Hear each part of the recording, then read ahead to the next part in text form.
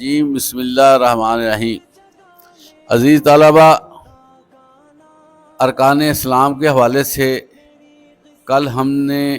ایک عظیم رکن روزہ کے حوالے سے باتیں کی تھی اور آپ کو روزہ کی اہمیت، فضیلت اور اس کی ضرورت اور اس کے فوائد کے حوالے سے بات کی تھی، اور آپ کو یہ بتایا گیا تھا کہ یہ روزہ جو ہے یہ جتنی بھی امتیں گزری ہیں سب پہ فرض تھا، اور روزے کے بہت سے فوائد بھی ہیں، جس میں سب سے بڑا فائدہ یہ ہے کہ ہم اللہ کے قریب ہو جاتے ہیں، کیونکہ اللہ تعالیٰ خود قرآن مجید میں یہ فرماتے ہیں کہ جو بندہ روزہ رکھتا ہے وہ متقی ہو جاتا ہے، پرہیزگار ہو جاتا ہے، اور میرے ساتھ اس کا رابطہ اچھا خاصا بن جاتا ہے، کیونکہ یہ ایسی چیز ہے روزہ جس میں ریاکاری نہیں ہے، دکھلاوا نہیں ہے، اور جب تک بندے کا سکہ ایمان نہ ہو وہ روزہ نہیں رکھ سکتا۔ اس لیے یہ ہر سال ایک دفعہ آتے ہیں مہینے میں، تاکہ ہمیں اپ ڈیٹ کیا جا سکے، ہمیں ری انسٹال کر لیا جائے، اور اسی طرح ہمیں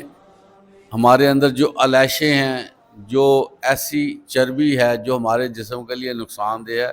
اس کو میلٹ کیا جا سکے، اور ہمارے خون کے اندر جو فساد ہے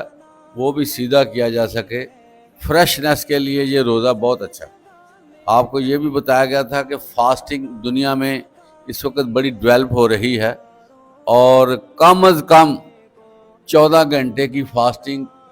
دنیا میں اب مروج ہو رہی ہے۔ جو بندہ صحت مند رہنا چاہتا ہے اس کے لیے کہا جاتا ہے کہ وہ 14 گھنٹے کچھ نہ کھائے، اور یہ رات کا وقفہ ہے،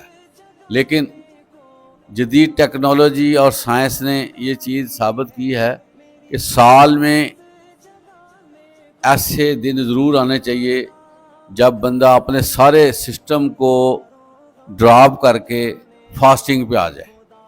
جو ہمارے 365 دن ہیں اس میں سے 30 دن نکالے جائیں اور پوری طرح فاسٹنگ کی جائے، تاکہ جسم کے اندر ہونے والے مسائل خود بخود ختم ہو جائیں۔